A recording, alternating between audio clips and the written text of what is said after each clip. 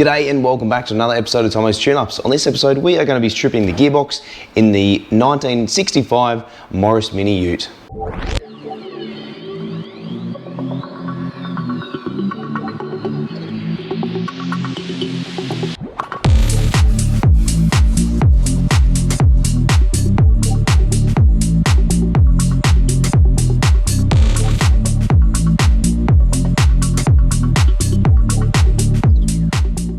Alright, so like I was just saying, we are going to be stripping the gearbox on the Morris 850. So it is quite simple. There are heaps of videos out there. I have done one before, but I want to make this one a little bit more in depth and try and do it the right way. My good mate Paul Jeffries from Classic Mini Garage showed me a couple of easy good tricks which I'm going to be teaching you guys. So without further ado, let's get straight into it. The first thing we're going to be doing is removing this rod here. This is what changes the gears in and out, up and down. So we're going to grab a 1/2-inch socket and we're going to loosen this bolt here, pull the shaft out, and then work on removing the rest of the selector mechanism. All right, always important as well that when you pull stuff apart, you put things back where they came. So in this case, we're going to be pulling this rod out, then we're going to be putting the bolt back in. That will just prevent us not only losing it, but also knowing where it goes. So I'm just going to slide it back in through here, line up the tab with the bolt hole here, and then we should be able to just reinsert it. I'm just going to do that up a couple of turns. That'll just keep it in there nice and firm. We're going to put off to the side. All right, next thing here is going to be this plate at the end. This one just pulls out from memory, so they're not overly difficult to be able to remove. All right, so just grab a pry bar and just pry that off. There we go. And it just lifts straight up. Put that one to the side.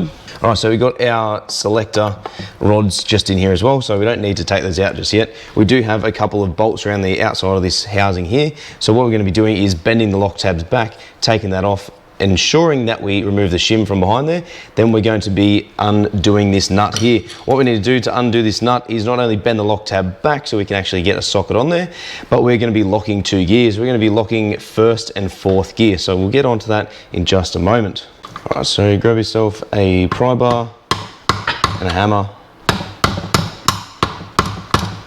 Give them a couple of taps, and the tabs will just bend directly back.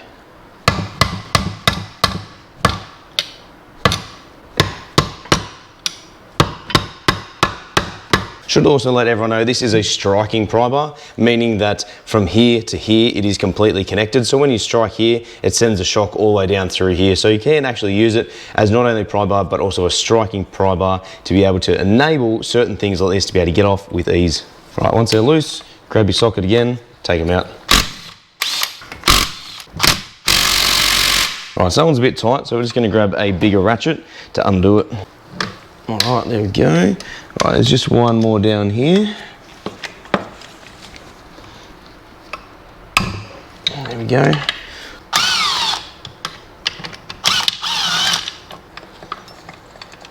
All right, so we're just going to give this a bit of a wheel. We're going to grab all of the lock tabs and the bolts, keep them together. I think the 4th one's, yep, just down here. And then that collar should just pull off. You might need to rotate it to be able to get it out from memory. All right, so what we need to do actually is undo this after, because once we pull the gear off, it'll actually enable us to be able to pull it out properly. So what we're going to be doing now is locking the gearbox. What I was saying before is we need to lock 1st and 4th gear. So all we need to be doing is grabbing a pry bar or a screwdriver. Just want to be levering it this way. So now it's engaged, that is 1st gear. And then we're going to be levering it backwards as well at the back here to lock 4th gear. Oh, she's actually already engaged. Cool. So we are completely locked. If you grab either end, it is not going to turn at all because it is locked in 2 gears. So that is the easiest way to do it. Now, next thing we need to do is bend the lock tab back.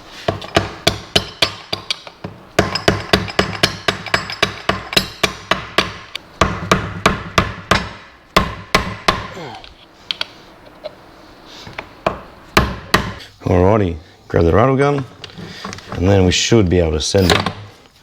Here goes nothing. Terrific. That did it. Woohoo.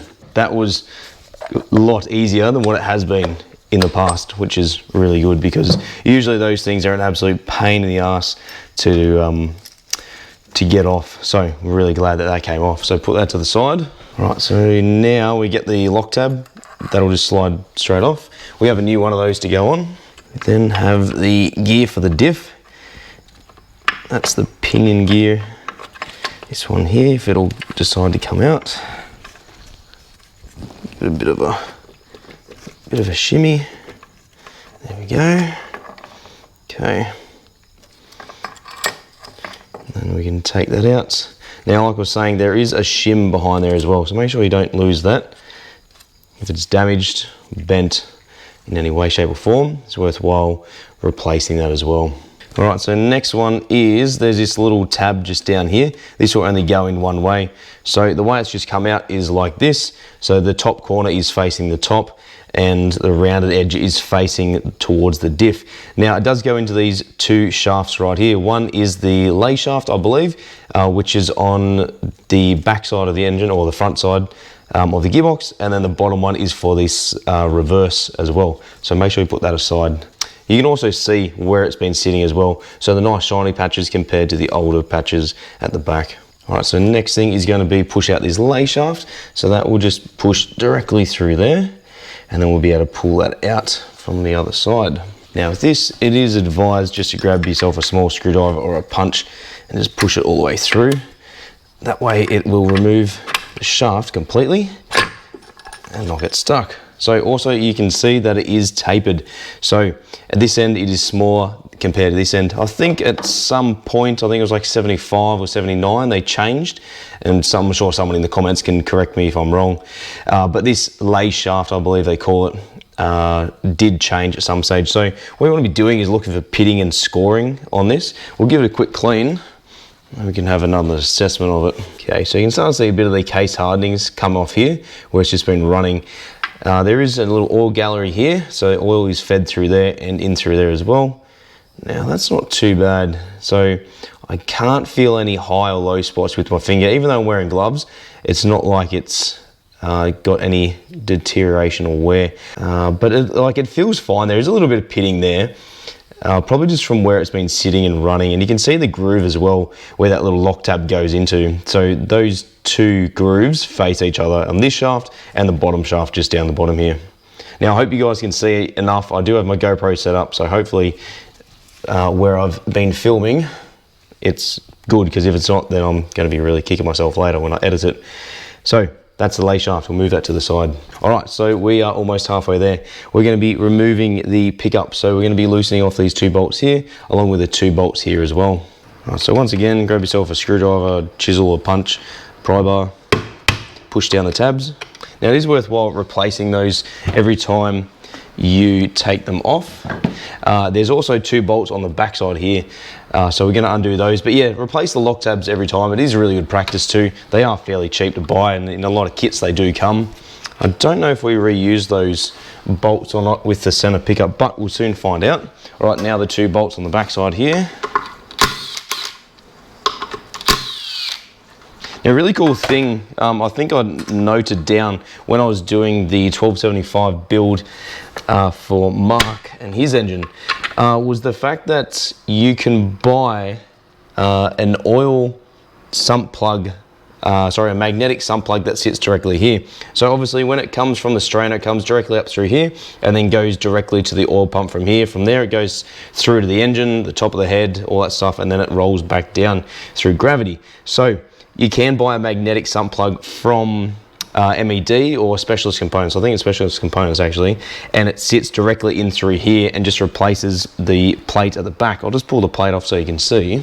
So that's the plate there. It does have like a little magnetic tab that sticks out through there. So it's a really good thing to do, and it is worthwhile doing when you've got the engine out. They are quite cheap to buy, I think, from memory, or if you're in the UK it is. When you buy it in Australia it costs you bloody $400. Not really, but it is, yeah, worthwhile doing. I think you can probably do it when it's in the car as well. That one, from memory, yep, that just pulled straight out like that. That goes pretty much straight in the bin now.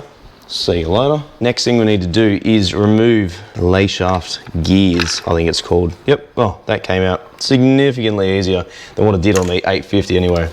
Now, there are a couple of bearings inside here. As you saw, that one just fell completely out. and there's one at this end as well. So you want to check those, any wear and tear, pitting, all that sort of stuff, and then move it off to the side. Actually, I just remember there's 2 bearings inside there. So if they need replacing, make sure you do them. As I said, it is cheap enough to do while it's pulled apart now. Now, really good Tomo's tech tip, if you're ever unsure about something, whether something is going to last, whether you should replace it, if you're really unsure, just replace it. Now, that can go for almost anything that you do on a car, except for just replacing an engine because you're unsure. Replacing an engine or a gearbox or a diff, something that is quite expensive, may not be the best option for you because of finances, but if you're very unsure on something, if you don't have anyone to ask, you're better off just replacing it. The reason for that is if you are pulling something apart and you just, you know, think, oh, it might be okay, chances are it's probably not going to be okay, and then because of that, it's then going to snowball and get to a point where it's going to cost you more money in the long run. All right, so the next thing left to do is remove the circlip that holds the bearing on here. This is a removable bearing, so you do need a puller tool to be able to pull it off. So make sure you always use that. Previous episodes, I have damaged these getting it off and I don't have a very good track record, but now I have a puller, we should be okay, fingers crossed. All right, so don't forget there are 2 different types of Circlip pliers. There's inners and outers. We need outers, so we need to be able to pull it out to be able to get it off.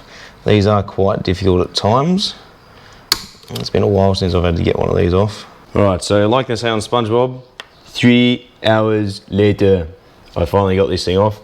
So thank goodness. All right, so finally got that Circlip off, got the lock tab bent back. Now, because the whole gearbox is just going to spin freely because we don't have the lay gear in here, I'm just going to get the rattle gun and just send it and just hope for the best that it loosens it in order for us to pull the gear off. All right, so for this end, you're going to need a 1 1/8 socket. All right, so once again, grab the appropriate Circlip pliers, insert tool, and then remove it. Now, these are under spring tension, so be very careful when removing them. All right, so now that Circlip is removed, we can then start pushing the shaft out. So I'm just going to be pushing the end of the gearbox on this side.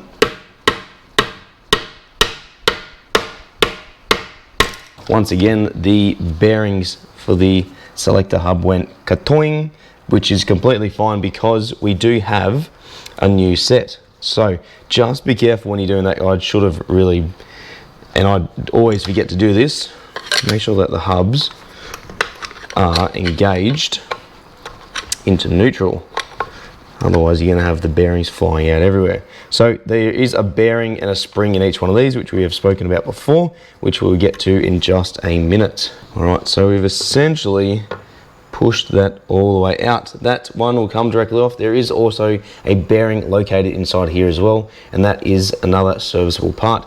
Make sure you check the bearing here, listen for any wear and tear. If there is, make sure you replace it at the same time. The gear cluster needs to be able to come out, but how do we remove the gear cluster when the gears are still attached? So, like I was saying before, what we need to do is get this tool. We need to be able to drive the entire assembly down this way far enough where it will enable us to put the tool inside there, which then pushes the bearing out. So a little bit further. So what's actually happened here is the bearing is moved inside.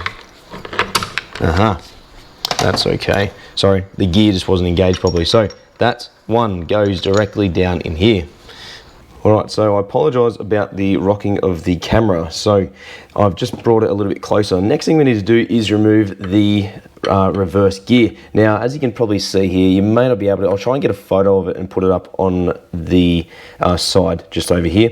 Essentially what's happened is where it engages into reverse, so first gear actually, the teeth have worn completely down. If you look at this side here, it is nice and triangular, which is how it should be, but this side it's just ground right down. Now, this being an early type gearbox as well, they are prone for the bushes internally to come out. So if it does have two bushes, one will be pressed in this way, the other will be pressed in this way. What will happen is this one will come out, which will then mean you won't be able to get it out of reverse. So if you can adjust it or change it to a later type, that is the most advisable thing. So what we're going to be doing is just removing this pin that goes directly through here. Pull that all the way out and then pull the gear out. All right, so you can see here, this is the gear and it appears that's the solid bush type. So that's really good. That'll give you a bit better, clearer, hopefully, view. Yeah, it's not really focusing, but I'll put a photo up there anyway of what it looks like. So that'll only go in one way as well, so make sure that you get it right, otherwise you're not going to have engagement issue, or you're going to have engagement issues, should I say. And then we just have to remove everything else out of the gearbox so we can get it all cleaned up and then put back together. So next thing we need to do is remove these selector shafts. So there is a nut and a bolt here, and there's also one up underneath the back, which you can generally access from here, I believe. So what we'll do is we'll probably take this one out first, and then we'll go and take this one out. They were a little bit tricky on the Morris 850. If you haven't already, make sure to check it out in the link, whichever side it is. So we're going to take those out, and then we're going to take it to work, and we're going to clean everything up. Cool. Oh, that reverse selector just pulls out as well. Now, really good Tomo's tech tip here is that when you're pulling stuff apart and you've never done it before, it's always best to not only watch videos or even document everything that you do by either taking photos or videos, but also making sure that you do it in the same order in which it came in. Otherwise, if you start putting stuff together in different orders, you'll find you're going to have a very bad time, especially when it comes to stuff like this that is really in depth. It's really easy to overlook certain components, forget about things, and then before you know it, you've got a bucket of bolts left and gears and shims, and then you go to drive the car and it doesn't drive. So it is worthwhile, if you're not sure, knowing what you're doing, seek professional advice or just document every single step of the way. The good thing about this is you can go back through and rewatch this video on how to do it.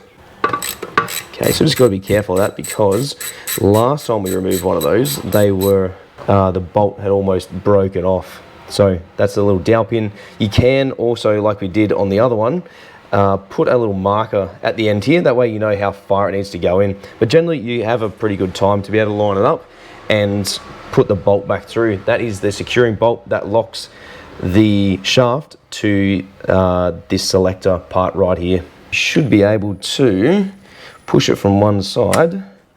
Okay, so that one's reversed, gotcha. So just grab yourself a pry bar, and then we're just going to pry that out. All right, so that'll just slide all the way out. Make sure as well that you keep an eye on what side they come out of. So this is the one that's furthest at the front. So what I'm going to do is get my trusty marker, and what we're going to do is grab this. We are just going to mark it. So I'm just going to put a dot on there. So we're going to do one dot for number one. So that's the first one that I'm taking off, or reverse, I guess. Now, it is worthwhile, because these are different, to make sure that you put them back in the right order. So this one's got one dot, as you can see. I'm going to lay them off to the side so they're all kept in place. Now, second one, remove this one here. So the one that's closest to me, so the one that's closest to the diff, I'm going to just attempt to pull this one out and see what it does. Okay, cool. So there are detent springs as well down this end, which you do need to take out, but at the moment it's okay for us to leave the way that it is. And like on the 850, in order to remove this selector fork, you need to undo it from this side here. So I'll just put my finger through, just through here. There is a locking nut and there is a bolt as well. So we need to make sure that we loosen those before we start to remove it. Loosen the locking nut.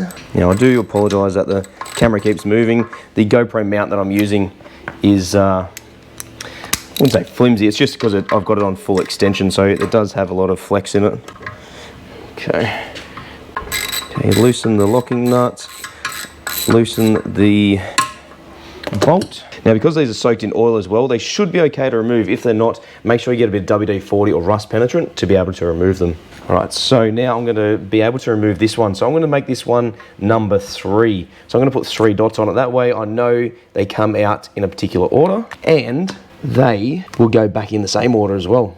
All right, grab your pry bar, give it a push all the way through. Now, I just need to make sure as well that that fork comes off. They can wear and then be a little bit firm to be removed. So just give it a wiggle if need be. You can also get a punch and push it from the back side of the gearbox, so from this side, and push all the way through. But that seems to be all right now. I'll just say because it's been stuck in one spot for so long. So these are also different. First and second, along with third and fourth selector forks. So it's worthwhile making sure that you keep them with the right selector itself. All right, so this comes the tricky part. I should be able to get my spanner in there just to loosen off the nut. You then just need to remove the bolt. Now, this is a little bit tricky because you don't obviously have a lot of room inside here. I'm just going to push this back in and try and get a bit more leverage out. There we go. All right, so put that back on there. All right, cool, so that one's loose. Now we just need to grab ourselves a 9mm spanner, which is a very odd thing.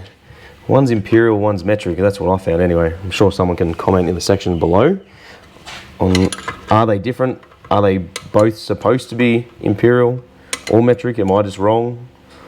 Paul Jeffries, you can probably comment, mate, and let me know what you think. Okay, so undo that. Now they do also have a washer on the end as well, so make sure you grab that. Now that is out. Grab your pry bar, give it a lever, punch, chisel, there we go. Not chisel, sorry, pry bar. You don't want to be using bloody chisel on this thing. Cool, so that is now out. So we're going to keep that together so we know which way it goes. These will only go in one way, so guys, make sure that you pay attention to which way stuff goes. If you don't, as I said, photograph it, document it, or even just rewatch the video again and again to figure out which way it goes. So this is number 2, so this is the center one, so I now know which one it is as per the 2 dots there.